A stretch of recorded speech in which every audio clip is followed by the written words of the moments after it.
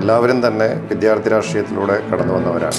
മാറുന്ന കാലഘട്ടത്തിനനുസരിച്ച് നമുക്ക് കൂടുതൽ യുവാക്കൾ രാഷ്ട്രീയത്തിലേക്ക് കടന്നു വരുന്നതിന് ഈ രാഷ്ട്രീയം വളരെ സഹായകരമാണ്. നാടിൻ്റെ സാഹചര്യങ്ങൾക്കനുസരിച്ച് ചിന്തിക്കുകയും പ്രവർത്തിക്കുകയും ചെയ്യുന്ന ഒരു തലമുറയെ സൃഷ്ടിക്കുവാനായിട്ട് ഇന്നത്തെ കാലത്തെ രാഷ്ട്രീയത്തിന് സാധിക്കണം, പ്രത്യേകിച്ച് വിദ്യാർത്ഥി രാഷ്ട്രീയത്തിന് സാധിക്കണം.